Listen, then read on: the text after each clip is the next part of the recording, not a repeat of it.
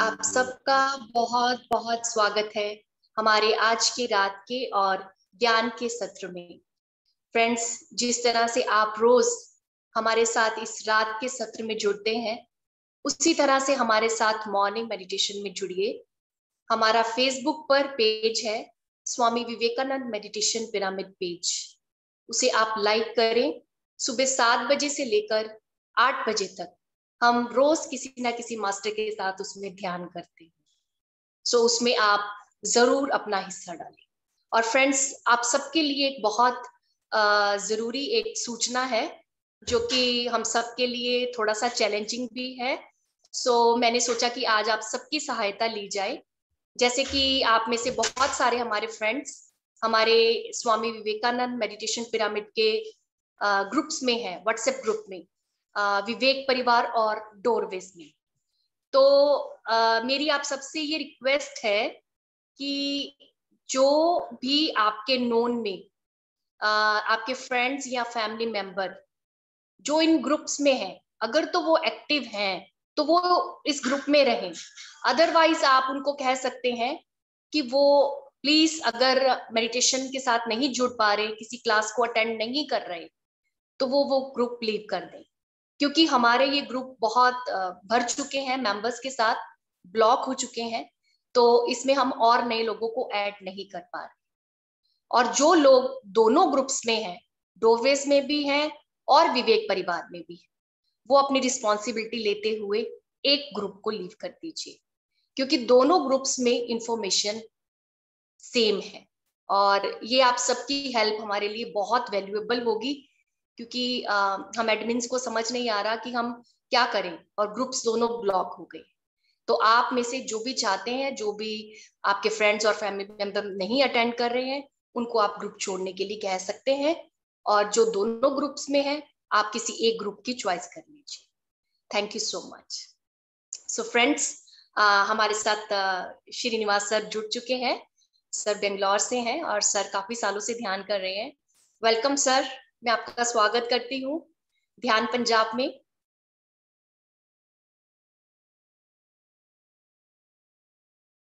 Unmute करिए sir.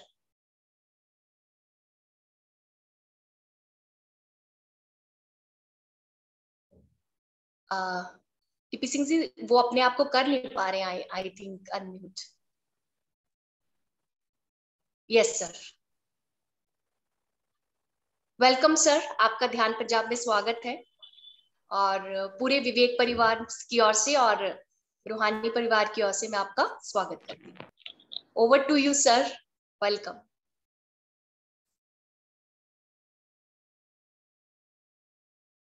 Sir, मेरी आवाज आ रही है आपको क्या? Hello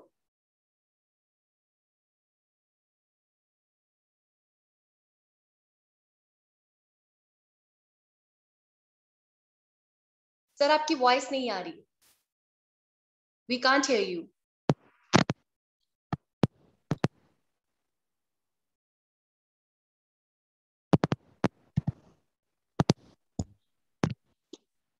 It's okay. Yes sir, absolutely fine. Now we can hear. Okay. Welcome. Thank you. Sir. Thank you. 207 दिन से शायद आपने एक ग्रुप चला रहे। फॉर दैट आपको बहुत बधाई है। Thank you sir. Sir, Dear काफी मंथ से चल रहा है हमारा ये ग्रुप। ऑलमोस्ट ये हमारा इस ग्रुप को चलते हुए 8 मंथ्स हो गए हैं सर। अच्छा, ओके। जी सर। जी, very good, very good. You are doing a wonderful job Shweta ji. Thank you sir. Thank थोड़ा सा मैं थोड़ा हिंदी में कमजोर हूँ। बीच बीच में श्वेता जी आप सप्लीमेंट कीजिए। जी। If I search for some English words, kindly translate them. Okay. No problem sir, no problem. आप मिक्स में चलिएगा, सब समझ लेंगे। Otherwise Okay. जी सर। Okay. So, my dear friends, my dear masters, and my dear gods.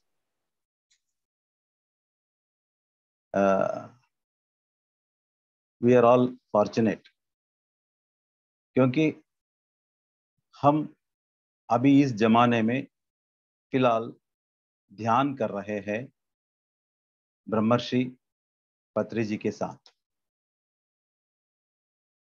हम उनकी पीरियड में जीवित है और ध्यान भी कर रहे हैं।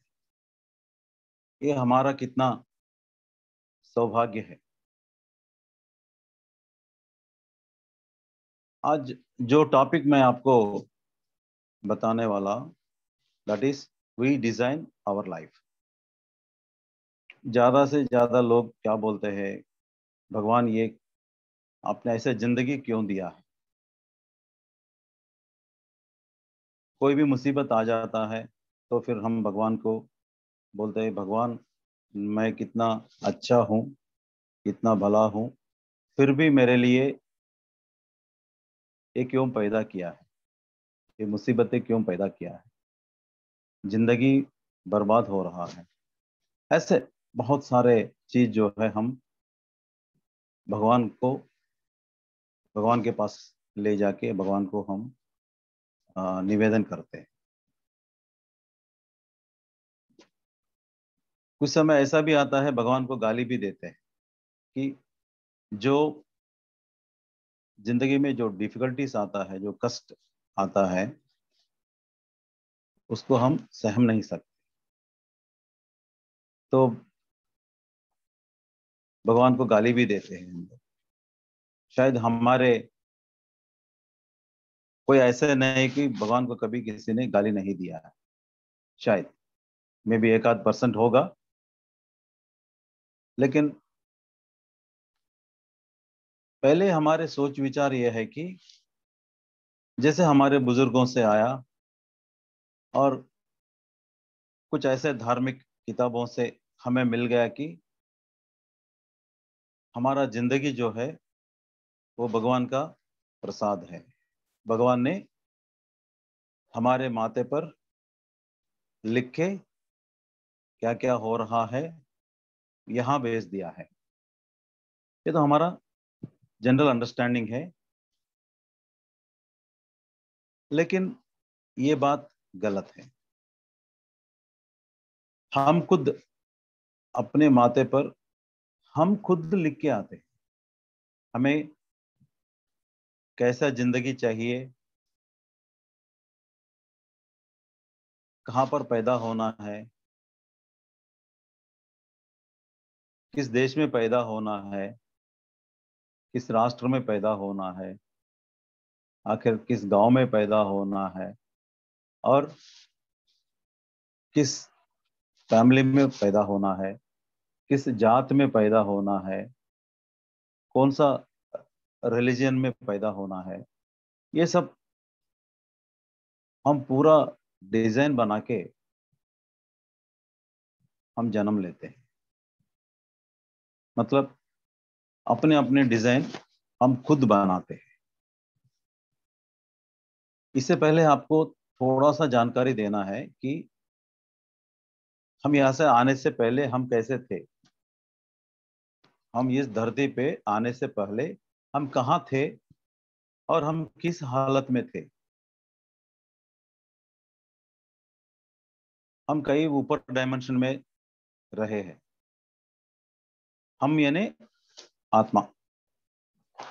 अभी 8 महीने से आपकी एक ग्रुप चल रहा है, तो आत्मा के बारे में कुछ बोलने की जरूरत नहीं है। अब आप लोग, हम सब लोग, हम केवल शरीर नहीं है, हम आत्मा भी है। हम आत्मा है। तो इतना तो आप जरूर जान लिया होगा, श्योर। तो आत्मा, आत्मा को मौत मौत नहीं आता है। आत्मा को मौत नहीं आता है। केवल इस शरीर में आके फिर शरीर को छोड़ के फिर ये चले जाते हैं। ठीक है, ये कहाँ से आता है, वहां स्थिति क्या होता है, ये 2 मिनट में आपको जानकारी देता हूँ। यहाँ पृथ्वी को हम थर्ड डायमेंशन मानते हैं, और इससे ऊपर लोक जो है हायर डायमेंशन में रहते हैं, फोर्थ, फिफ्थ, सिक्स्थ, सेवंथ, ऐसे कई डायमेंशन होता है। तो हमारी आत्मा मान लीजिए अगर फिफ्थ डायमेंशन में है, वहां पर कैसा रहता है, बहुत फर्स्ट क्लास, वहां जो चाहे आ जाता है, वहां पूरा क्रिएशन ही क्रिएशन होता है, वहां कोई भाषा नहीं होता है, बस सब आत्मा दूसरों से कम्युनिकेट ऐसे करते हैं। और इतनी अच्छे वहां रहते हैं, मतलब कोजी लाइफ बोलते हैं उसको। जैसे यहाँ आप देखते हैं ना 5 स्टार होटल लाइफ जो होता है ना, वैसे लाइफ उधर होता है। फिर बहुत बोर होता है उधर। आप 5 स्टार के होटल में आपको 1 महीना रख दिया तो पहले 10 दिन आप एंजॉय करते हैं, बाद में 10 दिन मुश्किल से बीतते हैं, लास्ट 10 डेज जो है ना बहुत बोर होते हैं। तो वैसा वहां पर आत्मा थोड़ा बोर होता है। चलो भाई, वहां धरती है, वहां बहुत सारे थ्रिल मिलता है, कई किस्म का, कई किस्म का जिंदगियां रहता है, और वहां सीखने के लिए बहुत कुछ मिलता है। मतलब ये 5 स्टार होटल वाला बाहर आए तो उसको पानी पूरी मिलता है, बाहर डोसा मिलता, सब कुछ जो आम जनता जो खाते हैं वो सब कुछ मिलता है। तो आम जनता की लाइफ मिलता है जब ये 5 स्टार होटल रूम छोड़ के बाहर आए। तो यहाँ भी ऐसा है, अपना जो हायर डायमेंशन छोड़ के जब पृथ्वी पर आते हैं, धरती पर आते हैं, तो यहाँ कुछ अनुभव के लिए आते हैं, कुछ अनुभव सीखने के लिए आते हैं, अपना कुछ एक्सपीरियंस के लिए आते हैं। हाँ, कौन सा एक्सपीरियंस कैसा लेना है, ठीक है। पिछले जन्म में मैं बहुत अमीर रहा था, बहुत अमीरी, मतलब जो रिचनेस में जो क्या होता है वो मैंने देख लिया है। अब मैं एक ऐसे गरीब आदमी के रूप में जाऊं, और उस गरीब को क्या क्या मुसीबतें आते हैं और कैसे उसको सॉल्व करते हैं, बस गरीबी जिंदगी जो है उसको जीना है, और उसमें सीखना है, मजा लेना है, बस ये सोच के। हाँ चलो, इस बार मैं गरीब का, जैसे नाटक में आप बहुत सारे रोल करते हैं ना, वैसे इस धरती जो स्टेज है, इसमें जो ड्रामा करने के लिए वो गरीब बन के आता है। हाँ, पिछले जन्म में गरीब होके बहुत इतना मुसीबतें मोल लिया है, सीख लिया है। नहीं नहीं, इस बार मैं अमीर बन के जाऊंगा, थोड़ा इतना कष्ट मत नहीं लूंगा, जिंदगी को थोड़ा आसानी से जी के आऊंगा। तो ठीक है, अमीर जैसे बनना है डिसाइड किया है तो जाएगा, अमीर बनेगा। तो ये हमारा हर एक आत्मा का जो डिजाइन है, अपने अपने डिजाइन है, यानी जो जैसे चाहते हैं वो पूरा इंडिपेंडेंट है, इसमें कोई फोर्स नहीं करेगा उसको। भाई लास्ट जन्म में आपने ऐसा हो गया, इस जन्म में आप दूसरा ये बनो वो बनो, कुछ नहीं होता है। जो भी सिलेक्शन होता है वो पूरा इंडिपेंडेंट होता है, खुद कर लेता है आत्मा। और उसके बाद जब वो डिसाइड करते हैं कि हम ऐसे, अच्छा पिछले जन्म में मैं बहू बन के बहुत कुछ कष्ट लिया है, अभी मैं सास बन के किसी को तंग करूंगी, उसमें मैं मजा लूंगा, ठीक है। नहीं तो पिछले जन्म में सास बन के बहुत मजा लिया, और इस जन्म में बहू बन के, तो वो बहू कैसे कैसे क्या तकलीफें लिया था, कैसे कैसे मुसीबत मोल लिया था, वो सब मैं खुद एक्सपीरियंस होके उसी से मैं कुछ सीख लूंगा। बस ऐसे ऐसे हर एक डिजाइन का। अब आप देखिए, आपके घर में अगर 4 बच्चे हैं, फॉर एग्जाम्पल चार चार लोग पैदा हुए घर में, आपने देख लिया होगा, अभी तो 1 या 2 पैदा हो रहा है, लेकिन हमारे जमाने में 4-5 लोग पैदा होते थे घर में। माँ बाप एक ही है, घर भी एक ही है, और ये सब लोग को स्कूल भेजा है वो एक ही है, मास्टर्स भी एक ही है, सब सोसाइटी एक ही, सब कुछ एक ही है।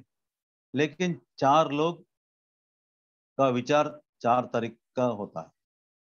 उनका अपना सोच विचार, जीने के ढंग, और अपने जो इस लाइफ में क्या बनना है क्या नहीं बनना है, वो पूरा बिल्कुल एक दूसरों से अलग है, बिल्कुल डिफरेंट है। क्यों? सब एक ही वातावरण से आए हैं, एक ही फैमिली से आया है, एक ही स्कूल में पढ़ लिया, लेकिन 4 डिफरेंट अलग अलग की जिंदगियां आप देखते हैं एक ही घर में। क्योंकि ये लोग अपना अपना डिजाइन जो है खुद बना के ले यहाँ आते हैं। ये 4 में कोई इंजीनियर बनता है, कोई रिस्पॉन्सिबल रिस्पेक्टेबल आदमी बनता है, कोई चोर भी बनता है, कोई बेशरम भी बनता है, कोई कुछ बनता है। तो वो लोग बोलते हैं भाई आपने ठीक से पाला पोसा नहीं किया है, आपने उसका देखभाल नहीं किया है, ये आपकी जो ब्रॉटअप में जो है ना वो डिफेक्ट है, ऐसे बोलते हैं लोग। और किसी का अच्छा हो गया, हाँ बोलते हैं भाई आपने उसको अच्छा काम किया है। और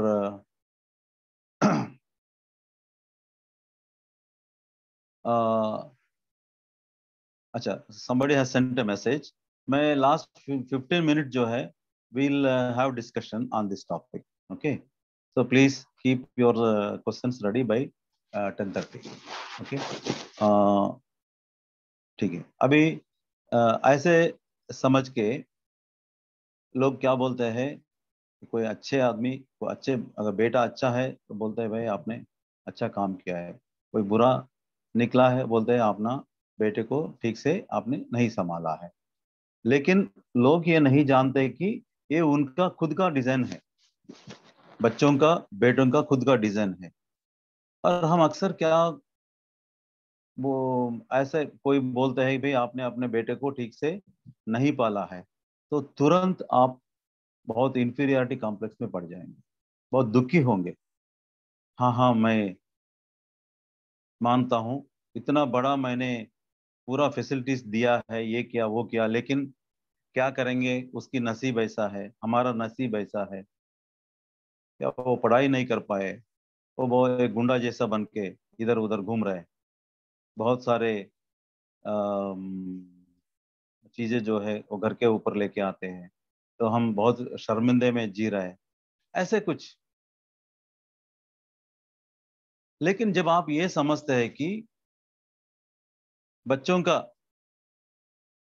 या अपना वाइफ का, अपना पति का, या जो भी है, उनका जिम्मेदारी हम नहीं है, हम खुद का जिम्मेदार है। उनका जिम्मेदारी वो है, वो इसीलिए कि उनका अपना डिजाइन अलग है, उनका अपना डिजाइन अलग है, अपने अपने डिजाइन के अनुसार वो काम कर रहे हैं, और वो सीख रहे हैं। जब आपको ये मालूम होता है तो आपके पास दुख होता ही नहीं। लेकिन हाँ, समाज वाले क्या कहेंगे, बिरादर वाले क्या कहेंगे, और अपने घर में क्या कहेंगे कि बेटा बिगड़ गया, बेटी बिगड़ गई, या कुछ हो गया, ये वो हुआ। तो जब इसका आप फिक्र करते जाएंगे, then you will feel very very uncomfortable and very unhappy. ठीक है ना? अभी आप लोग ध्यान में आ गए, ध्यान में आने के बाद आपने सीख लिया कि ये उनका डिजाइन है, तो आपको कितना सुकून मिलता है।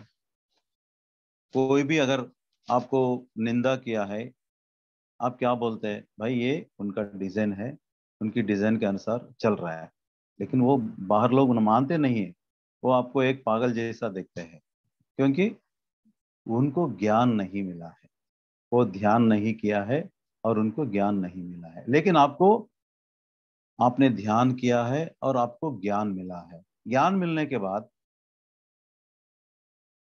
आप चैन से रह सकते हैं, कोई चिंता नहीं, कोई दुख नहीं है। मेरे जिंदगी में एक ऐसा हुआ था, मैं 212 में मेडिटेशन में आया था। बिफोर दैट मैं एक सीनियर मैनेजर, बैंक में सीनियर ब्रांच मैनेजर था, विजय बैंक में। अभी भी है, एक पाँच पाँच महीने तक मेरा सर्विस है। तो 212 में मैंने बहुत किताबें पढ़ लिया है, साइकोलॉजी के लेकर मेडिसिन तक। मैं एक्चुअली एग्रीकल्चर पोस्ट ग्रेजुएट हूँ। मेरे अंदर बहुत घमंड है कि मैं सब कुछ जानता हूँ, मेरे अलावा कोई भी किसी को कोई काम जो है वो ठीक ढंग से नहीं करते हैं, जो भी मैं करता हूँ वही सही है, ऐसे कुछ जो अंदर का जो अहम है, ईगो है, वो बहुत है। और उस समय मेरे कमर में दर्द हुआ था, L4 L5 के बीच में कुछ प्रॉब्लम आ गया। लगभग 2 साल मैंने बहुत सफ़र किया, इतना सफरिंग हो गया कि कभी खुदकुशी करने को भी सोचा था। लेकिन कोई हमारे दोस्त ने कोई बोला कि आप ध्यान करो। तो मैंने बोला अगर ध्यान करने से सब कुछ ठीक होता है तो ये दुनिया में ये डॉक्टर्स की और इतनी दवा खाना की क्या जरूरत है। नहीं, वो बोला कि तुम्हारे पास कोई चारा नहीं है, तुमको ध्यान करना ही है, और ध्यान से ये ठीक होगा। ठीक है। मैं बड़ा रिलेक्टेंट से, मैं एक बैंक में यूनियन लीडर भी हूँ, ऑलमोस्ट कम्युनिस्ट फैमिली से आया था मैं। तो ये भगवान को भी नहीं मानता था, तो ये ध्यान को क्यों मानना है, कैसे मानूंगा। बस पहले एक महीने ऐसे ऐसे ध्यान किया था, थोड़ा सा मुझे महसूस हो गया कि मेरा दर्द थोड़ा कम हो गया। उसके बाद मैंने सोचा कि इसको मैं टेस्ट करूं। नेक्स्ट मंथ जो है, दो घंटे, 3 घंटे, 4 घंटे, जितने भी टाइम मिलता था मैं ध्यान करता रहा। और तीसरे महीने में ऑलमोस्ट पेन 100% नहीं था, 100% कम हो गया। फिर मैं डॉक्टर के पास जाके बताया कि भाई ऐसे कम हो गया। Then he told, I will not believe, ये ध्यान वान का कोई असर नहीं पड़ता है। मैं चेक करता हूँ बोल के चेक कर दिया। चेक करने से L4 L5 जो है फिर अपने अपनी जगह पे गया, और बीच में जो कार्टिलेज बना था वो कार्टिलेज भी बन गया। तो डॉक्टर बोला कि ऐसे this is a miracle wonder, ये कैसा हो सकता है, समझ में नहीं आया। Then he called all his staff, सब स्टाफ मेंबर को बुलाया, एक 35-40 लोग हैं, वो बड़ा नर्सिंग होम है, होम था। तो बोला कि अपना एक्सपीरियंस शेयर करने का। फिर मैंने बोल दिया था। और आज भी, ये शायद होगा 8 साल हो गया, आज भी उस नर्सिंग होम में ट्रीटमेंट के साथ ध्यान भी सिखाते हैं पेशेंट, जो करते करते, जो नहीं करते छोड़ते। तो वहाँ से मेरा स्पिरिचुअल जर्नी शुरू हो गया कि मुझे जो आनंद मैंने पाया था वो सबको बांटना, बस इतना मेरा मकसद था, और बांटते रहा। तो 1 साल के बाद मैं जब सेत विज्ञान क्लास जो है वो बालकृष्ण सर जो कंडक्ट करते थे, उसको मैंने अटेंड किया था। तो पहले दिन यही बोले थे कि भाई तुम अपने माँ बाप को चुन के आते हो, तुम अपना डिजाइन खुद लेके आते हो, और जो पेरेंट्स है वो पेरेंट्स को चुनते हो, जो अपना बीबी है, बच्चे है, और जो आपके दोस्त है, आपके बिरादर है, आपके दुश्मन है, आपके गुरु जो भी है, सब आप चुन के यहाँ आते हैं, और उसी माध्यम पे आप चलते हैं।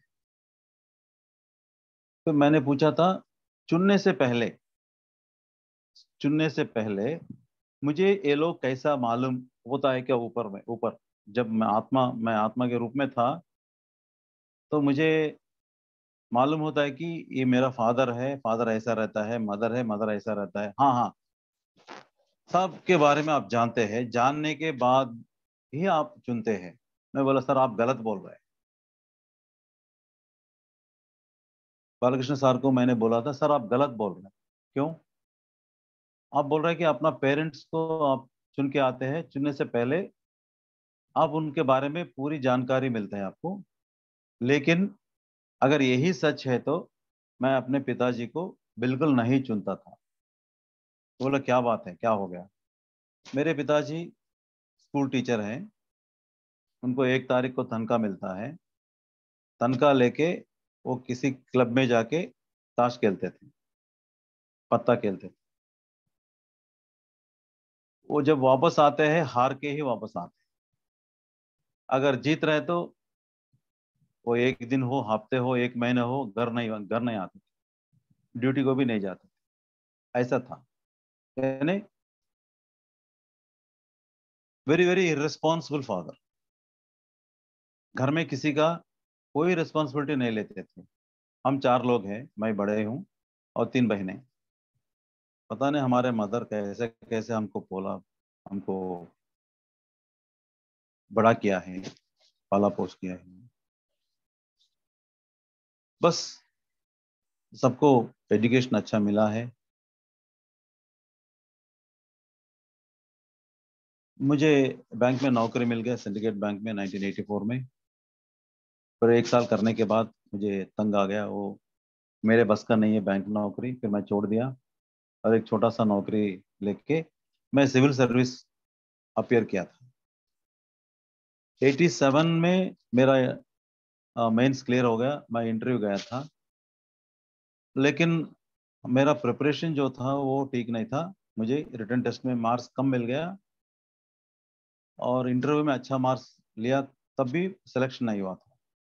फिर मैं अपना घर गया और पिताजी से बोला कि आप 1 साल अपना फैमिली का ख्याल रखिए, मेरा ख्याल मत रखिए, अपना फैमिली का ख्याल रखिए, क्योंकि मैं कमाना है, मुझे कमाना है, घर पैसा भेजना है और पढ़ाई करना है।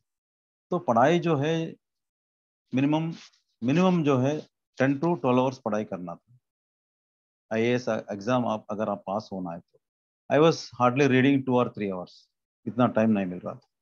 तो मैं अपने जहाँ पिताजी से हाथ जोड़ के, देखो मैं पास होके भी दिखाया, मुझे एक ही चांस है, प्लीज थोड़ा फैमिली का जिम्मेदारी आप ले लेना। वो मुझे एक एक ही सवाल पूछे थे, हाँ भाई आप आईएएस बन जाएंगे तो मुझे क्या फायदा है? आपको फायदा होगा लेकिन मुझे क्या फायदा है? तो बोला ये आपका सन जो आईएएस या आईपीएस जो भी हो गया, आपका गर्व नहीं है आपको? नहीं नहीं, मुझे क्या, मुझे कोई कुछ इंक्रीमेंट ज्यादा दे सकते हैं क्या? अगर आप आईएएस बन गए, हमारा जिला कलेक्टर बन के आप यहाँ आए, तो मुझे एक इंक्रीमेंट ज्यादा दे सकते हैं? बोला कैसे दे सकता हूँ आपका इंक्रीमेंट? हर साल में एक इंक्रीमेंट मिलता है। जब मुझे एक इंक्रीमेंट भी तुम नहीं दे सकते हो तो तुम आईएएस बन के मुझे क्या फायदा? मुझे तो कोई पर्सनल फायदा नहीं है। तो I will be like this only. मैं जिंदगी ऐश करने के लिए इस धरती पे आया हूं, मैं ऐश करके रहूंगा, ऐसा ही रहूंगा। अब आप बोलिए, ऐसे पिताजी को आप नफरत करते हैं या प्यार करते हैं? आपके दिल में, मेरे दिल में तो कोई प्यार नहीं है, नफरत ही नफरत था। ठीक है, बाद में मुझे 88 में भी मैंने एग्जाम क्लियर करके इंटरव्यू गया था, फिर भी मुझे नहीं मिला है। फाइनल स्कोर कम आया था और नहीं मिला है। दोबारा मैंने बैंक में अप्लाई किया था, फिर बाद में विजय बैंक में फील्ड ऑफिसर बन के ज्वाइन किया था 1989 में। 97 में वो रिटायर हो गए थे और उस समय से हमारे साथ रह रहे थे। हम उनके साथ इतना व्यवहार करते थे कि उनको एक आदमी जैसा हमारे फैमिली में कोई देखते भी नहीं है। ना हम, मदर या हमारे सिस्टर्स, हमारे बिरादरी में जितने भी रिलेटिव्स हैं, कोई भी उनको एक आदमी जैसा नहीं देखते थे, बिकॉज वो इतना गैर जिम्मेदारी आदमी थे वो।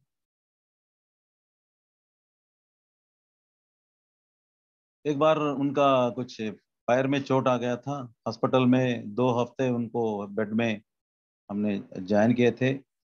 उस समय मैंने उनका देखभाल तो किया था, लेकिन दिल के अंदर बहुत नफरत है।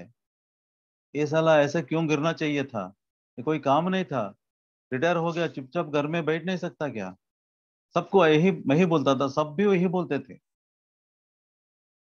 कोई उनको इज्जत नहीं करते थे। मैं और वो लोग मुझे तारीफ करते, ऐसे आदमी है फिर भी आप उसकी देखभाल करते हैं। हाँ क्या करेंगे, पिताजी है, तो मैं थोड़ा सा अपना ईगो जो है वो सेटिस्फाई होता था। तो बस अपने ईगो के लिए और जो बिरादरी क्या कहते हैं इसी के लिए मैं उनकी देखभाल किया था। दिल में कोई प्यार नहीं था, नफरत ही नफरत था। अच्छा, तो ऐसे पिताजी को मैं क्या, कोई भी ऐसे गैर जिम्मेदारी पापा को कोई नहीं चुनता है। आपको पहले से आप जानते हैं कि ये गैर जिम्मेदारी है। जब मैं उनको पिता मान के धरती पे लेकर आ रहा था, उनकी कोख में मैं पैदा हो रहा था, उस समय मुझे मालूम है कि ये गैर जिम्मेदारी है, फिर भी मैंने उनको चुन लिया था। तो ये मानने को मैं उस समय एक एक एक साल से ध्यान कर रहा था, फिर भी ये मानने को मैं तैयार ही नहीं था। हम क्यों लेके आते, मुसीबतें क्यों लेके आते, गैर जिम्मेदार जी। हम इनके बिकॉज ऑफ बहुत कुछ अपमान हो गया। हम कहीं भी जाते हैं बहुत लुक डाउन करते हैं, हमारे जो रिलेटिव्स है, फ्रेंड सर्किल में है, क्योंकि हम फाइनेंशियली पूर हो गए इनकी वजह से। हमारे पास जितने प्रॉपर्टीज है वो एक एक बेच के वो सब थाश में प्लेइंग कार्ड्स में डाल दिया है। तो फाइनेंशियली सोशली इतना लेट डाउन हो गए हम लोग। तो मैं अपना गुरुजी से बोला कि नहीं सर, अगर मुझे ये गैर जिम्मेदारी मालूम हो तो मैं एक स्कूल टीचर का, एक ऑटो ड्राइवर की कोख में पैदा होता था जो जिम्मेदारी लेते थे, फैमिली का जो जिम्मेदारी लेते थे, उनकी कोख में मैं पैदा होता था। इनकी इनकी घर में मैं नहीं आता था। नहीं भाई, तुम एक काम करो, घर जाओ, ध्यान में बैठो, और पिताजी को, ऐसे पिताजी को तुमने क्यों चुन लिया था? ठीक है, मैं घर गया, एक हफ्ता बैठा, 1 फुल वीक।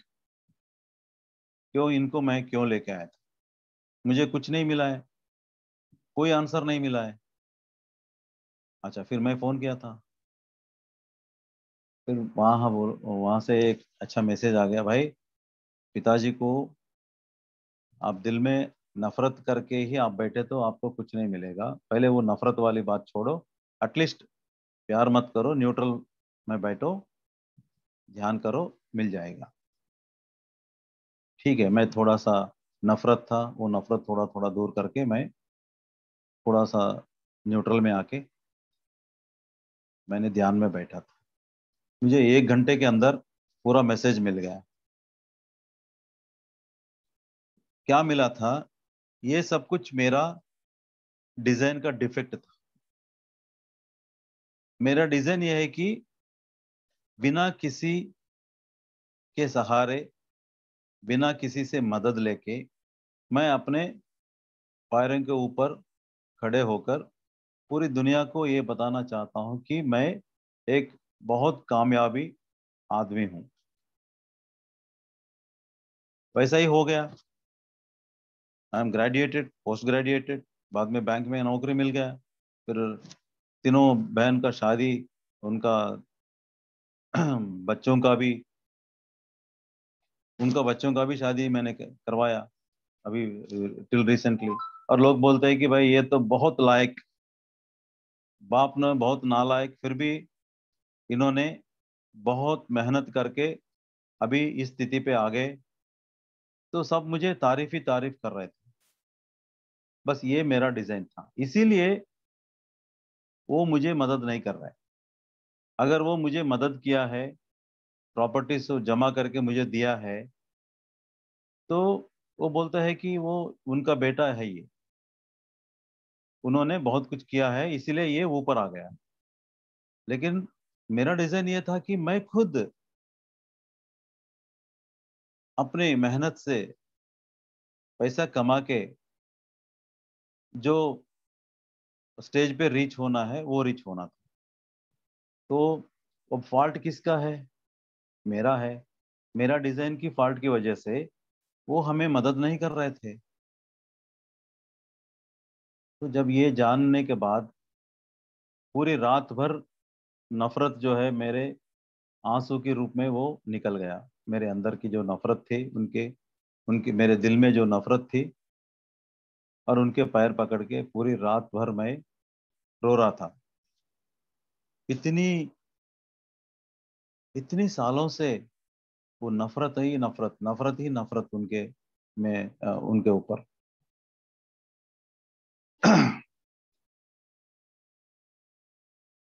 अगर मैं ध्यान में नहीं आया, मुझे ये ज्ञान नहीं मिला कि मैं अपने पिताजी को चुन के आया था।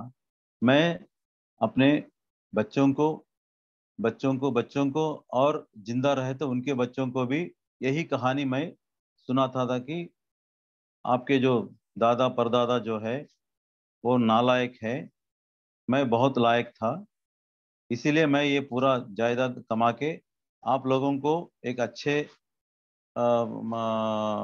जिंदगी दिया था। बस ऐसे ही कहानी मैं सुनवा देता था। लेकिन अब पूरी कहानी बदल गई। अब खुद महसूस हुआ कि मेरे डिजाइन की गलती से, मैं डिजाइन का गलत तो नहीं बोल सकता हूँ, लेकिन मेरी डिजाइन की वजह से वो ऐसे मेरे साथ गैर जिम्मेदारी से व्यवहार किया था। कितनी बड़ी बात है। अगर ध्यान में नहीं आए तो ये सब कुछ मैं मिस होता था, और पिताजी को और ज्यादा मिसअंडरस्टैंडिंग करता था, और ऐसे ही बस जिंदगी भर वो जो नफरत जो है वो दिल में रखे ऐसे चले जाता था। लेकिन अब पूरा स्टोरी ही बदल गया। फिर बाद में मैं अपना एक्सपीरियंस जो है कई जगह शेयर किया था। जब मेरे अंदर नफरत की जगह उनके ऊपर प्यार जो भरा था, उन्होंने इमिडिएटली मुझे टेस्ट कर दिया, इमिडिएटली, कि ये सचमुच रियलाइजेशन मेरे अंदर आ गया या बस ऐसे बहाना। फिर वो दोबारा गिर गए थे और 2.5 महीने हॉस्पिटल में रहे थे। उसमें 1.5 महीना मैं छुट्टी डाल के खुद मैं उनका पूरा सेवा किया था। सेवा नहीं, जो करना था वो सब किया था मैंने। और इस बार बहुत प्यार से, बहुत प्यार से, जैसे मुझे भगवान ने कुछ ऐसे मौका दिया था अपना जो प्यार जो है ना वो एक्सप्रेस करने के लिए, क्योंकि हम उनसे बात तक नहीं करते थे। हमारा नौकरानी जो है प्लेट में उनको खाना देते, खाना खाते, वो चुपचाप कई दिनों तक हम उनके पास जाते भी नहीं थे और उनसे बात भी नहीं करते थे। हाँ, उनका सब मेडिसिन मिल रहा है, उनका खाना वाना मिल रहा है, उनका देखभाल हो रहा है, बस इतना था। लेकिन इस इंसिडेंट के बाद जब मैं खुद मेरे अंदर रियलाइजेशन आने के बाद मैं खुद उनको खाना खिलाया, मैं खुद उनको नहाया, कपड़ा चेंज किया, वो भी बहुत प्यार से, दूसरों के लिए नहीं, बहुत प्यार से मेरे लिए। तो इतना चेंजेस मेरे अंदर आ गया। That is only because of meditation. ध्यान मेरे जिंदगी को पूरी की पूरी तरफ से बदल दिया। एक अहम इगोइटिक पर्सन को एक हम्बल पर्सन बना दिया। और जैसे मेरे अंदर चेंज आ गया मेरे पिताजी की और जो चेंज आया था, जो नफरत की से प्यार की जो चेंज आया था, उनके दिल में भी चेंज आ गया। मैंने 1000 बार बोल दिया उनको ध्यान करने के लिए, वो नहीं किया था, लेकिन मैंने, मेरे अंदर जब ये चेंज आ गया, उनके दिल में भी अपने आप चेंज आ गया। वो बिना बोल के वो ध्यान करने लगा। ध्यान करने से पहले उनका शुगर था 400 के ऊपर ही था, डेली वो इंसुलिन ले रहे थे, और बीपी भी बहुत ज़्यादा थे। और जब ये ध्यान करने शुरू कर दिया, बीपी टैबलेट बिल्कुल छोड़ दिया 1-2 महीने के बाद। और ये विदाउट इंसुलिन जो है, इनका शुगर लेवल 200 से कम है, 160 180 लाइक दैट। डेली एक आध टैबलेट लेते थे, वो भी डॉक्टर के लिए। बस ऐसे 4-5 साल अच्छे जिए थे। वो खुद अपने काम करते थे। ठीक है, जब उनको जाने का टाइम आ गया, वो सोचा कि बस नाउ आई लिव्ड, देन दोबारा गिर गए थे और बेहोश हो गए। 1 हफ्ते हॉस्पिटल में रह गए, फिर चले गए। लेकिन जब ये वो चले गए थे, उनके दिल में शायद बहुत खुश होंगे। अगर वो, हम लोग ध्यान में नहीं आए, अगर वो उनको मरना था, वो बहुत दुखी से मरते थे शायद। ही must have died very unhappy man, कि हमारे दिल में अगर यही नफरत रहता था। But he died as a happy person. तो this is the difference, this is the difference. जब हम जानते हैं कि हम अपना डिजाइन खुद लेके आए और वो डिजाइन की मुताबिक हम चल रहे थे। अच्छा, और एक बात है, अगर आपको ये डिजाइन पसंद नहीं है, अभी तक आपने जो जिया है, और उसी हिसाब से आपको डिजाइन पसंद नहीं है, आप डिजाइन चेंज कर सकते। जैसे मैंने चेंज कर दिया था। मैं सोचा था कि मैं एक बैंक मैनेजर हूँ, बैंक का काम करता हूँ, बैंक से रिटायर होता हूँ, और थोड़ा बहुत पैसा जो कमाया था उसमें कुछ बिजनेस में लगाता हूँ, और एक सक्सेसफुल बिजनेसमैन रिटायर होने के बाद बनता हूँ, पैसा वैसा कमा के बच्चों को दे के फिर चले जाता हूँ। ये मेरा डिजाइन था, वैसा ही चला था मैं 50-55 साल तक। उसके बाद मेरा डिजाइन ये नहीं है, मैं इसको बदलूंगा। मेरा डिजाइन क्या है? ध्यान सिखाना। जो ध्यान से मैंने जो पाया था, जो आनंद मिला था, वो सबको बांटना है। तब से लेकर मैं बहुत सारे स्कूल में बच्चों को सिखाना है, बहुत बहुत मजा आता है, बहुत मजा आता है। क्योंकि वो लोग सुनते हैं। बुजुर्ग लोग जो है, बड़े लोग जो है, वो आपकी बात नहीं मानते, क्योंकि उनका जो दिमाग जो है बहुत एडमेंट होता है, एक तरह का। उसमें बदलावट लाने में बहुत मुश्किल होता है। लेकिन बच्चे ऐसे नहीं है। जैसे हम वो बोलने के बाद वो इमिडिएटली सुन लेते हैं और कर भी लेते हैं। उसका जो एक्सपीरियंस मिलता है वो हमसे शेयर भी कर लेते हैं। वैसे शायद कुछ 500-600 स्कूल्स मैं और अपना वाइफ दोनों मिलके हम किए थे। लगभग 3-4 लाख स्टूडेंट्स को हम सिखाए थे। इससे बहुत आनंद मिला है। उसके बाद हम ट्रेनिंग भी दे रहे थे, जो स्कूल में जाके बच्चों को क्लास लेने के लिए या उनको ध्यान सिखाने के लिए जो भी आते हैं, हम उनको एक टीचर्स ट्रेनिंग हमने डिज़ाइन किया है, और वो भी करते हैं। बीच में हमको ये काउंसलिंग के बारे में भी हमको ट्रेनिंग दिया गया है। मैं और बीवी दोनों को ट्रेनिंग दिया गया है। और हम जो भी पूछते हैं उनको हम ट्रेनिंग भी देते हैं, ये सॉरी काउंसलिंग भी करते हैं। काउंसलिंग, इसीलिए काउंसलिंग में क्या होता है, हम ध्यान करते हैं।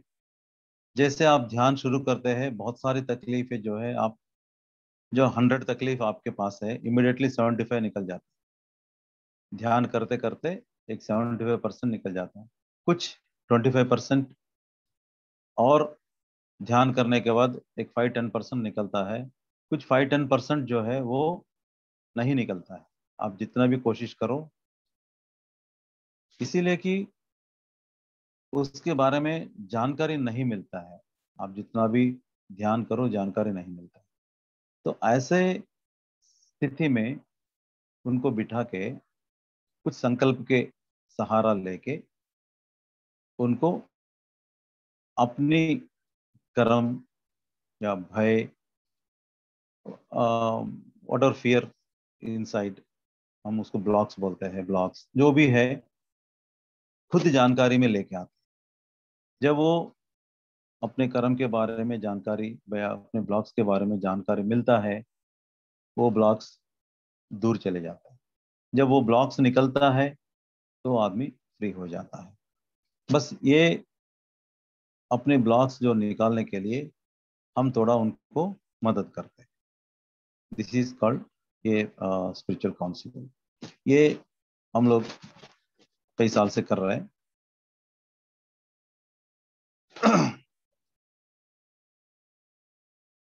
क्योंकि हम लोग इतने हैप्पी है, क्योंकि जो भी हमारे जिंदगी में होता रहता है हमारे डिजाइन के मुताबिक हो रहा है। डिजाइन किसने किया है? हमने खुद किया है। हमारे ऊपर किसी का इन्फ्लुएंस नहीं है। किसी की इन्फ्लुएंस में आके हमने ये डिजाइन बना दिया, ऐसा नहीं है। प्योर इंडिपेंडेंटली हम डिजाइन बना दिया था। अब आप किसी रेलवे स्टेशन या बस स्टैंड के बाहर जाके देखिए, लोग भीख मांगते हैं। उसमें से कम एक दो ऐसे आदमी मिलते हैं जिसका दोनों पैर और दोनों हाथ नहीं रहता है। हम सारे पूरे अंग, हमारे पूरे अंग जो है काम करते हैं, फिर भी हम लोग बहुत डिप्रेशन में जाते हैं और खुदकुशी भी कर लेते हैं। लेकिन उस बंदे का दो हाथ नहीं है या दो पैर नहीं है, या दो हाथ और दो पैर नहीं है, उसको पेशाब तक किसी दूसरा आदमी ले जाके करवाना है, उसको खाना दूसरा आदमी खिलाना है, वो भी जीवित रहता है आपके सामने, भीख मांगता है। आप उनसे पूछिए, भाई ये जिंदगी भी कोई जिंदगी है क्या? कोई जब तक दूसरा आदमी नहीं आता है आप पेशाब भी नहीं कर सकते हो। तो ऐसे जिंदगी जीने में क्या मजा है? ये गोली ले लो, खाओ, तुम 5 मिनट में मर जाओगे और इस जिंदगी से रिहा। क्या वो गोली लेगा क्या आपसे? बिल्कुल नहीं। वो हंसेगा, बस चल रहा है, ऐसे यही बोलता है। मैंने खुद पूछ के देखा था एक आदमी से,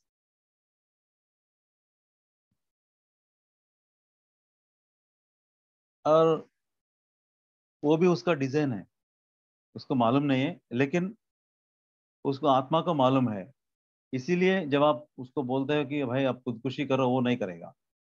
क्योंकि उसने ऐसे जिंदगी चुन के, क्या क्या चैलेंजेस रहता है उस जिंदगी में। It is challenging life.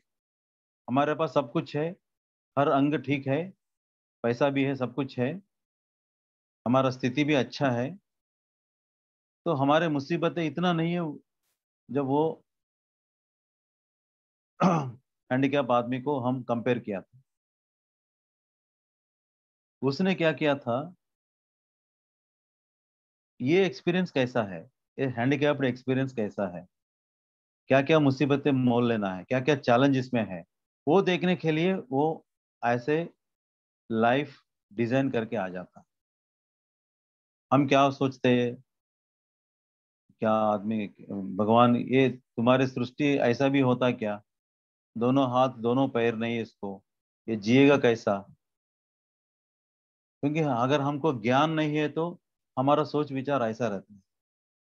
अगर हमको ज्ञान मिलता है कि ये आदमी अपना डिजाइन खुद करके दोनों हाथ या दोनों पैर नहीं है, तो ऐसे जन्म लेके जो चैलेंजेस उसके सामने आ रहा है वो चैलेंजेस वो मोड़ ले रहा है, बस he is facing those challenges and वो चैलेंज उसमें मजा लेता है वो, तो आप नहीं जानते।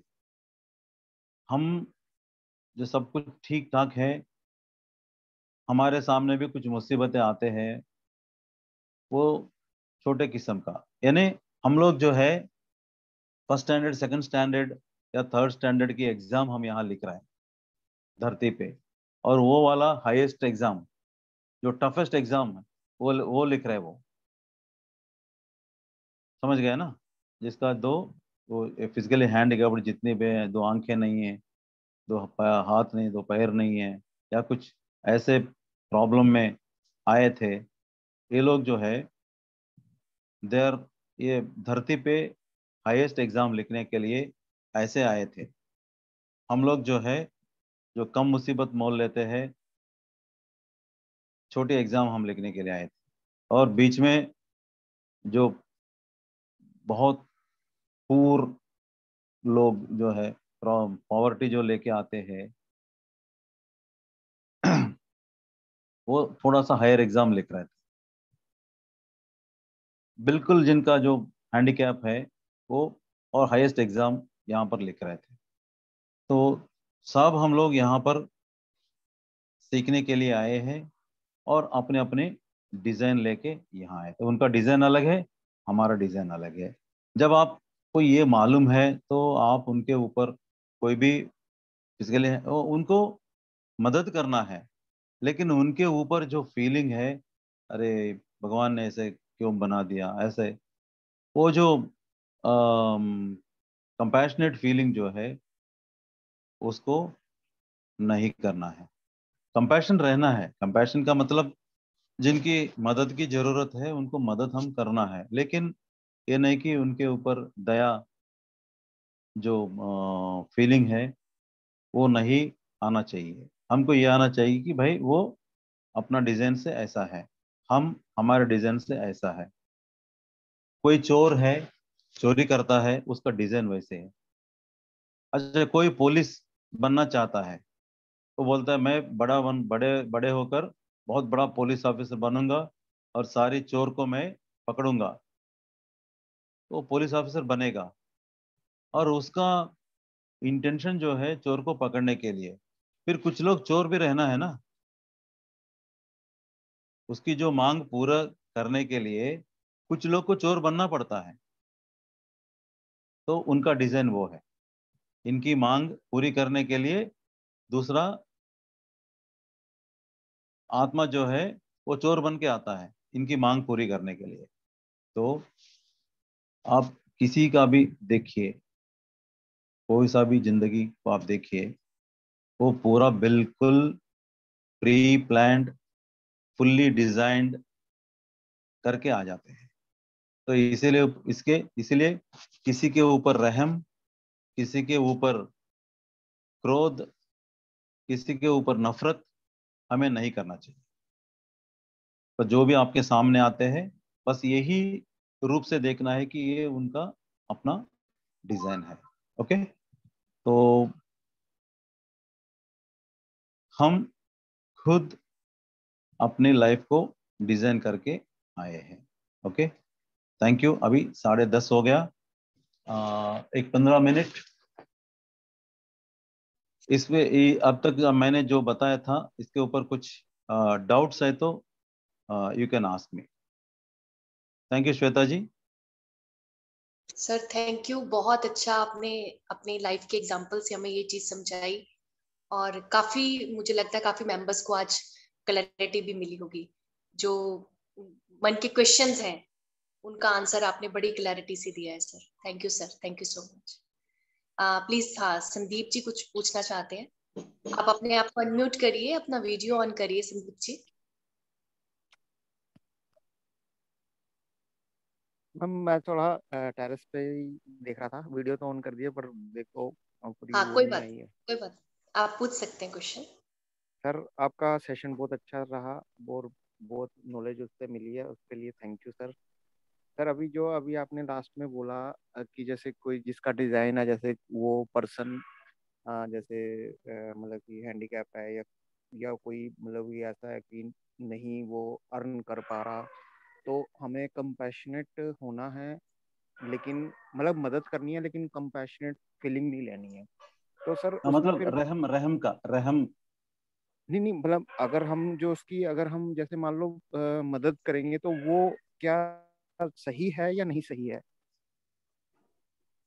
अच्छा, नहीं वो तो भीख मांग रहे हैं ना, भीख मांगना जो है ना उसका नहीं नहीं डिजाइन नहीं है। भी नहीं नहीं, जैसे सर कोई मान लो कोई ऐसा है कि वो भीख नहीं मार रहा, लेकिन उसकी मतलब वो पोजीशन ऐसी है कि वो मांग नहीं रहा, लेकिन उसका जैसे डिजाइन हो गया कि उसने ये चुना था, तो हमें उसकी मतलब कि मान लो किसी भी टाइप से जैसे लाइक कोई उसे खाना देने की, या उसे पढ़ाई के लिए, या कोई इस टाइप की कोई उसकी हेल्प करनी चाहिए या नहीं करनी चाहिए उस नहीं नहीं, केस में? करनी चाहिए, लेकिन रहम से नहीं, as a duty. As a duty करनी चाहिए। हाँ, बस बस बस।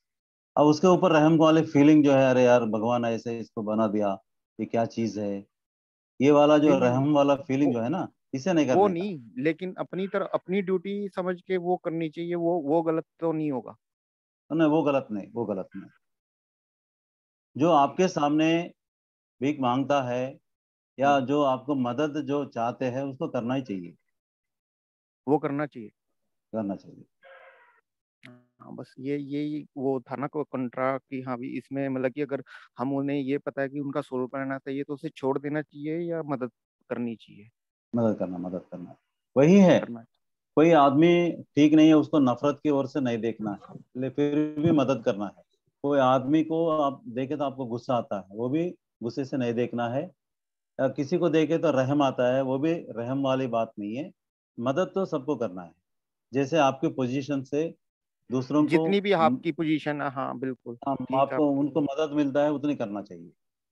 पर सर ये आपकी बात जो है वो मुझे यही सही लगी है जो आपने बोला, लेकिन कई केस में हमने यही सुना है, वो कहते हैं कि जब उनका सोल प्लान यही है, जो जो जैसे आपने कहा, तो उनकी मदद करोगे तो आप उनके कर्म में इंटरफेयर कर रहे हो, तो आपको नहीं करनी चाहिए।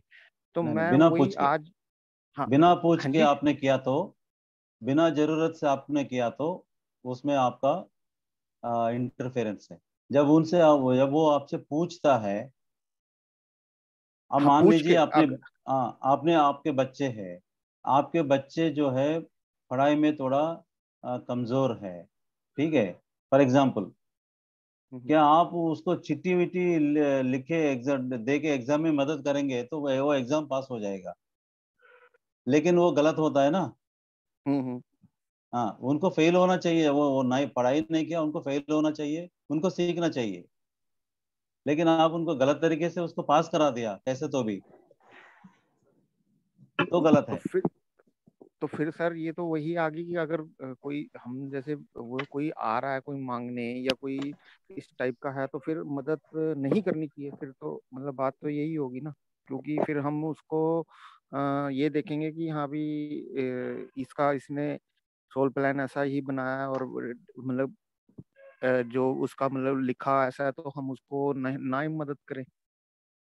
देखिए, हम लोग स्पिरिचुअल काउंसलिंग जब करते हैं, हमको भी यही डाउट आता है कि भाई ये तो अपने कर्म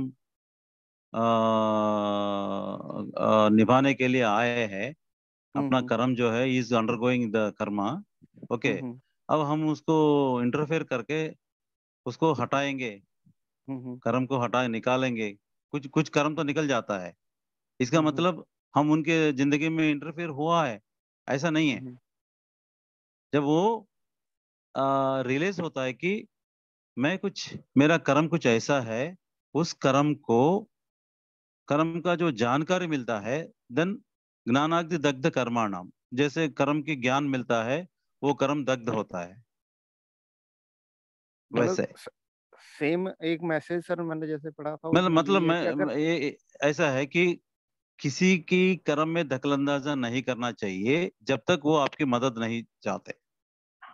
हाँ, अगर वो नहीं चाहते तो नहीं, अगर वो चाहते हो तो करना चाहिए। हाँ, चाहते तो करना चाहिए, वो भी ठीक। वो भी अगर सोच समझकर कि वो जो मदद आप कर रहे हैं उसमें कोई गलती तो आप नहीं कर रहे, गलत तरीके से नहीं कर रहा है, बस इतना। हाँ, okay, next. Thank you. Next, हाँ, नेक्स्ट। धर्मेंद्र सिंह जी, आप अपने आप को अनम्यूट करिए। प्रणाम, नमस्कार सर। नमस्ते भैया। सर कैसे हैं? बहुत दिन हो गए आपको देख के। बहुत अच्छा लगा आपसे मिलकर, धन्यवाद। और आपने जो विजडम शेयर की हम लोगों के साथ में, ये हमारे लिए बहुत अच्छी रही। और श्वेता जी, आपका भी बहुत बहुत धन्यवाद इस प्रोग्राम के लिए। सर, मैं ये जानना चाहता हूँ, मैं अपने विषय में कुछ क्यूरियोसिटी आ रही है कि अभी मैं जहाँ हूँ एज ऑन टुडे, तो अब ये भी अगर डिसाइडेड है, ये डिजाइन भी अगर मैंने ही ऑप्ट किया है, और अब अगर मैं अपने आप को और इम्प्रूव करना चाहता हूँ, किसी के सहयोग से या खुद अपने अपने आप का उत्थान करना चाहता हूँ, अपने आप को अपग्रेड करना चाहता हूँ, इम्प्रूव करना चाहता हूँ, तो क्या ये वो वही रहेगा जो मैंने डिजाइन का ऑप्शन लिया था, ये वही है, या मैं इसमें कुछ अपग्रेडेशन चाह रहा हूँ for the betterment of my self? कर सकते ओके, कर सकते। ओके। और अब इसके लिए अगर मैं किसी का सहयोग लेना चाहता हूँ, जैसे आप जैसे सीनियर मास्टर से मैं अगर हेल्प चाहता हूँ कि साहब मैं ये कमियां हैं, कृपया मुझे आप गाइड कीजिए ताकि मैं इनसे बाहर आ सकूं, तो जरूर इस तरह की अगर, जरूर। राइट, तो ये बहुत अच्छी बात है। ये इससे मैं और इंस्पायर हुआ हूँ कि ठीक है, जो भी कुछ मैंने डिजाइन ऑप्ट किया था वो तो है ही, लेकिन अब अगर मुझे इतनी सद्बुद्धि या है, तो क्यों ना मैं अपने आप को और उसके बेटरमेंट के लिए मैं खुद भी प्रयास करूं और अन्य लोगों से भी सहयोग ले सकता हूँ, गाइडलाइन ले सकता हूँ। जरूर। Thank you so much. Thank you. Thank you sir, thank you.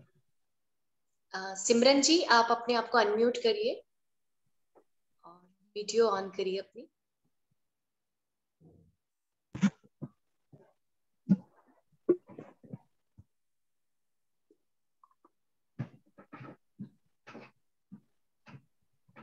Unmute करिए।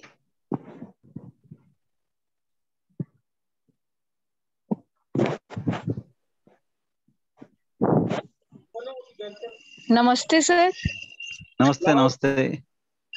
हाँ जी सर, मैं आपसे क्वेश्चन करना चाहती हूँ कि अगर हम रेगुलर ध्यान मेडिटेशन करते हैं तो हमें अपना पिछला जन्म दिखता है?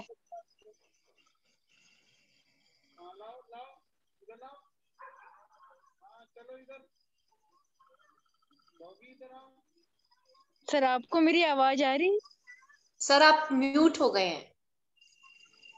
श्रीनिवासन सर, आप म्यूट करिए, अनम्यूट। ओके। मेरे अभी आ रहा है आवाज?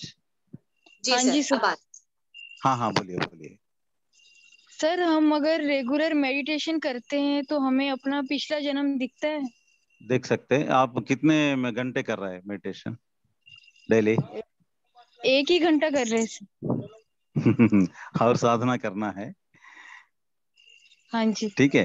हाँ, क्योंकि जैसे आप ध्यान करते हैं ना, तो पहले हाँ क्या जी, होता है, आपका जो नाड़ी मंडल बोलते हैं, इसमें 1,72,000 नाड़ी जो हमारे शरीर में रहते हैं, पहले वो शुद्ध हो जाते हैं। ठीक है। उसके बाद और ध्यान करने के बाद जो एनर्जी से आपका जो थर्ड आई जो है वो ओपन होता है, और हर ध्यानी को थर्ड आई ओपन होता है। ऐसा नहीं कि एक को होता है एक को नहीं होता, ऐसा नहीं है। बस अपनी साधना जो है वो ज्यादा करना है। ठीक है। देख सकते हैं आप, जरूर सर देख सकते हैं। कितने घंटे करना चाहिए ध्यान? नहीं, आप देखिए 2 घंटे 3 घंटे, जैसे आपको क्योंकि आप घर में रहते हैं, घर का भी देखभाल करना है, तो तो कई घंटा बैठने में आपको मुश्किल भी लगता है, लेकिन देखिए आप जितने ज्यादा पॉसिबल है उतना आप करते जाइए। बस मुझे पिछले जन्म का देखना है या मेरा ताड़े ओपन होना है इसलिए मैं कर रहा हूँ, ये छोड़ दीजिए। बस आप करते करते जाइए, एक दिन आप अचानक सब, पहले आप जो है you will see the nature, nature में जितने भी सुंदर नेचर है वो दिखता है। फिर उसके बाद धीरे धीरे आदमी भी दिखता है। फिर उसके बाद अपना पिछले जन्म जो है वो भी दिखता है। बस धीरे धीरे आता है, डोंट वरी। हाँ ठीक है sir, thank you. Okay okay sir हम 5-10 मिनट्स के लिए मेडिटेट कर सकते हैं। Okay, over, all the people are over who wants to ask anything. हाँ सर, एक चैट बॉक्स में एक क्वेश्चन था कोरोना से रिलेटेड, वो आप आंसर कर। कौन सा था वो? What is the question, can you tell जी, मी? एक मैम ने पूछा था कि जो अभी ये सिचुएशन चल रही है तो ये क्या हम सब इसका प्लान है क्या? अच्छा, ये नेचर का प्लान है आपका, नहीं मेरा नहीं, नेचर का प्लान है, नेचर का डिजाइन है। जब हम नेचर को इतना फियर दिया है वो कई गुना से वापस आ जाता है, कई गुना वापस आ जाता है। एक मुर्गे को काट दिया, एक बकरी को काट दिया, वो उनके अंदर कितना भयभीत होता है। The feeling, the vibrations of fear must have released into the nature. फिर नेचर से कई गुना आता है ना वापस। अब मान लीजिए 50% people are non vegetarians, 50% people are vegetarians for example. लेकिन पूरी दुनिया में जितने भी कंट्रीज है, एवरीबडी वाज अंडर फियर साइकोसिस, एवरीवन। कई महीने तक कोई किसी के घर नहीं गए, किसी से बात नहीं किए, बात करने के लिए डर है, किसी के घर जाने के लिए डर है, अपने आप से भी डर है, अपने फैमिली मेंबर से डर है। कोई कितना डर हम इस नेचर को दिया है, उससे कई गुना डर वापस आ गया है। तो इसका एक ही इलाज जो है, entire world should become vegetarian, then ये कोरोना नहीं आता है। और खासकर हमारे मास्टर्स को बहुत कम कोरोना आ गया, very very very negligible percentage. Okay, yes sir. हाँ, so this is the play of nature. जी एब्सोल्युटली। हाँ, और मैडम ने कुछ पूछा, पिछले जन्म को देखने से फायदा क्या है, वही है ना? जी जी जी हाँ, जी, आपके अंदर ईगो चले जाता है। मैं इस जन्म में बैंक मैनेजर हूँ, अगर पिछले जन्म में मैं कोई वेश्या हो तो, कोई भिखारी हो तो। अब मैं ये नहीं बोलता कि मैं एक बड़ा आदमी हूँ, इस जन्म में प्राइम मिनिस्टर है, वो पिछले जन्म में बस कंडक्टर भी होगा, होगा ना? तो ये सब देखने के बाद आपके अंदर जो ईगो होता है वो चले जाता है। बस उसी के लिए पिछले जन्म को देखना जरूरी है। हाँ, अगर अभी आप समझ गए थी पिछले जन्म में मैं ऐसा होगा वैसा होगा, एक जन्म में मैं मछली पकड़ने वाला था, आदमी था, एक जन्म में भिखारन था, एक जन्म में मैं कोई क्या बोलते हैं, कोई जंगल में पैदा हुआ था, जानवर से जंगल जानवर जैसा था मैं भी, कई ऐसे जन्म में। अब एक पिरामिड मास्टर हूँ। तो वो जानने से आपका क्या होता है, आपके अंदर जो अहम होता है ना, वो बिल्कुल ड्रॉप होता है।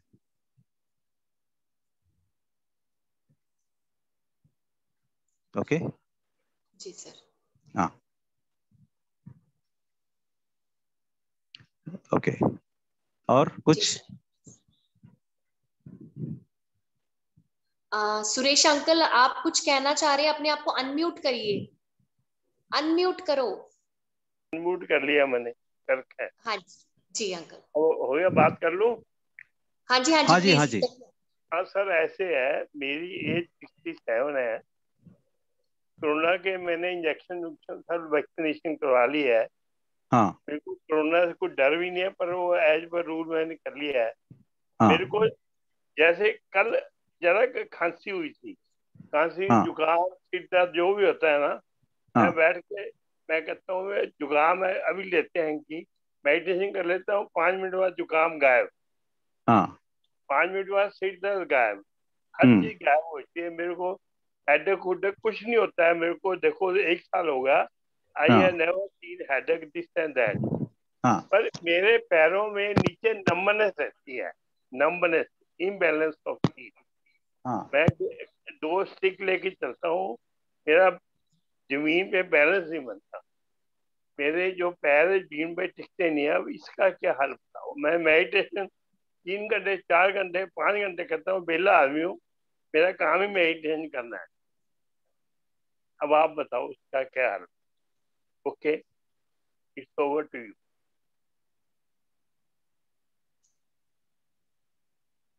चलिए, थैंक यू, आप चलिए।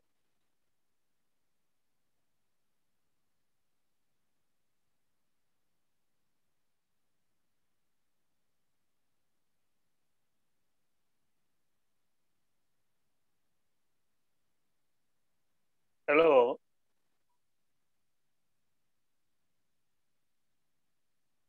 सर आप उनको सुन पा रहे हैं क्या? दोबारा बोल हेलो। देता हूँ, दोबारा बोलूँ कुछ? हाँ एक मिनट एक मिनट।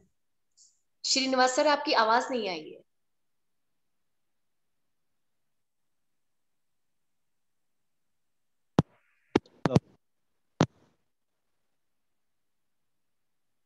जी सर अब बोलिए। अब दोबारा बोलूँ? नहीं नहीं उन्होंने आपका सुन लिया है, वो एक्चुअली बोल रहे थे। सुन रहा हूँ, लिसनिंग करूँ।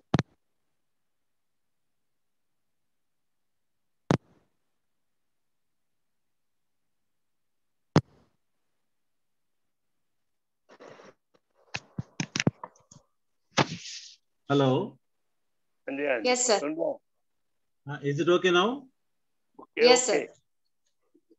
हाँ हाँ। नहीं, ऐसा है कि will take the counselling one day to you Suresh sir. हाँ जी सर। ओके। हाँ ठीक है। थोड़ा मैं फ्री होने के बाद मैं आपका काउंसलिंग ले लेता हूँ। उसमें कई कारण होता है, इस जन्म का, पिछले जन्म का, बहुत सारे कर्म होता है। ठीक है। हाँ तो तो पता, अब आप कहाँ, मेरा नंबर आप ले लेंगे, किनसे लेंगे मेरा फोन नंबर? सर मैं नहीं, आपको आप दे मेरे। दूंगी। सर मैं दे हाँ दूंगी। We will okay okay share. Right. Yes. Okay okay thank you Shweta, आप दे ना, आप मेरा भी। जी। Thank you. ओके या आगे मेडिटेशन कराओ। Okay okay right. ठीक है, सब लोग ध्यान में बैठिए।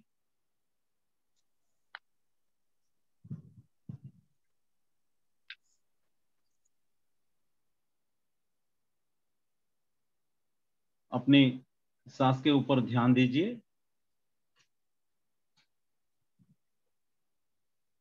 आप दोनों आंखों के बीच में जो नाक है, नाक वहां पर आप अपना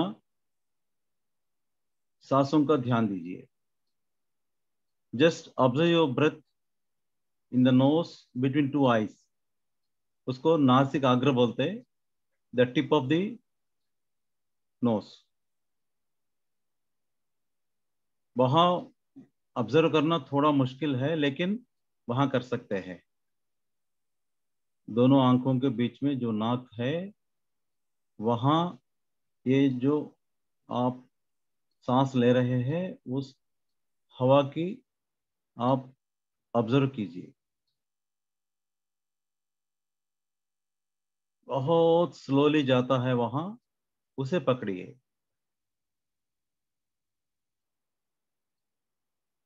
just observe your soft, tender, natural breath.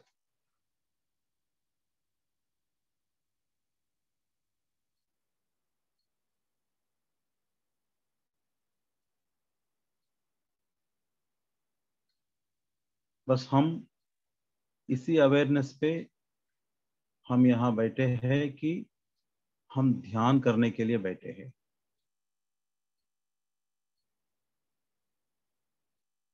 धीरे धीरे अपनी सांस के ऊपर ध्यान दीजिए। 4, 3, 2, 1, 0। दोनों हाथ निकाल के अपने आंखें ऊपर रखिए। दोनों हाथ निकाल के अपने आंखें ऊपर रखिए। 5 सेकेंड्स। 5, 4, 3, 2, 1, 0। अब धीरे धीरे अपनी उंगलियों को देखते ही आंखें खोलिए। धीरे धीरे अपनी उंगलियों की देखते हुए आंखें खोलिए। Okay, let us clap. तालियां बजाइए ध्यान के लिए।